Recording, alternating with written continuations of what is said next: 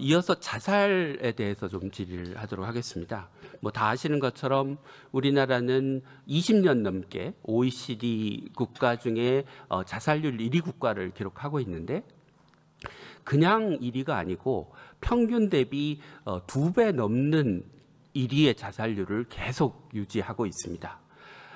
그래프가 이 OECD 국가의 평균을 넘어서서 그래프 밖으로 튀어나갈 정도의 상황입니다. 그래서 이재명 대통령께서는 이것을 더 이상 방치할 수 없는 국가적 위기다라고 말씀을 하셨습니다. 수석님, 자살률을 낮추려면 가장 우선적으로 해야 되는 일이 뭐라고 생각하십니까? 예, 지금 의원님 말씀하신 대로 우리나라의 자살률은 세계 1위라는 그러니까 민망한 자료를 갖고 있는데 거기서 자살률을 낮추기 위해서는 사실 이제 자살 시도자나 또는 그 유족 그리고 이제 감성 노동자와 같은 고위험, 특히 이제 채무에 추심을 당하는 사람들과 같은 고위험군을 관리하는 것이 가장 중요하다고 생각합니다. 네. 뭐 생명 존중 문화 또는 사회적인 불평등을 해결하는 것과 같은 보편적 방법도 있고, 뭐 학교 또는 독거 노인들과 같은 일종의 고위험군을 관리하는 방법도 있는데 가장 자살 위험이 높은 군은 자살 시도자와 유가족입니다. 그렇죠. 자살 시도자는 일반인에 비해서 자살 위험이 25배가 높다고 합니다. 그런데 이 자살 시도자와 유가족을 적극적으로 상담하고 관리하면 치료가 필요하면 치료받게 하고 도움이 필요하면 도움과 연계해주면 자살률을 3분의 1 수준으로 줄일 수 있다고 합니다. 그런데 문제는 이렇게 자살률이 높은 상태가 오랫동안 유지되어 있는데도 불구하고 자살 시도자와 같은 고위험군이 잘 관리되고 있지 않다는 것입니다.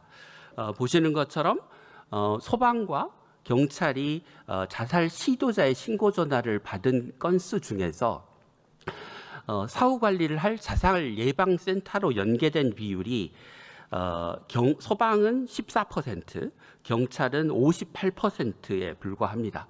합쳐서 계산을 해보면 자살 시도자 중에 약 최소 5만 명에서 10만 명 정도가 방치되고 있다라고 이야기할 수 있습니다.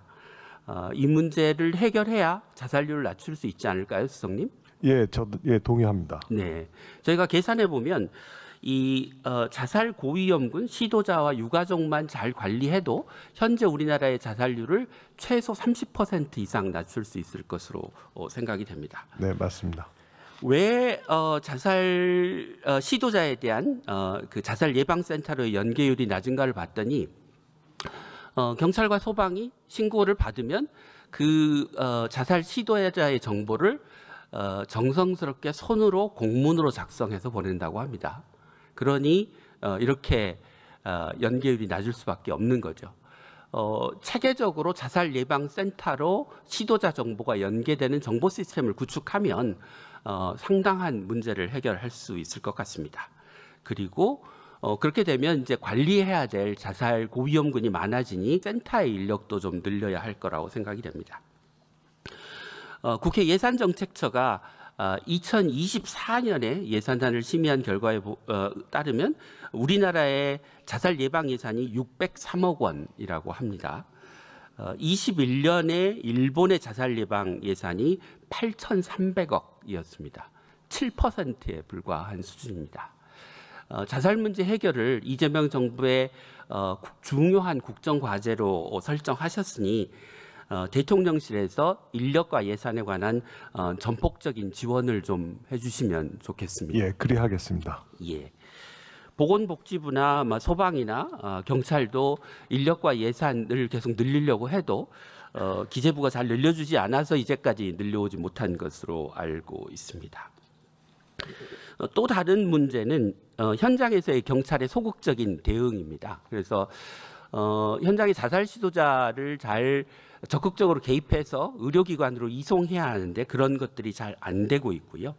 또 소방에서는 정보 관리가 기본적으로 안 되고 있는데 그 이유를 찾아보니 구급업무 일지상에 자살 시도자라고 하는 분류 자체가 없습니다. 그래서 자살 시도자가 몇 명인지 몇 명을 연계했는지 지금 소방청에서 주신 정보도 정확하지 않은 정보인 것 같습니다.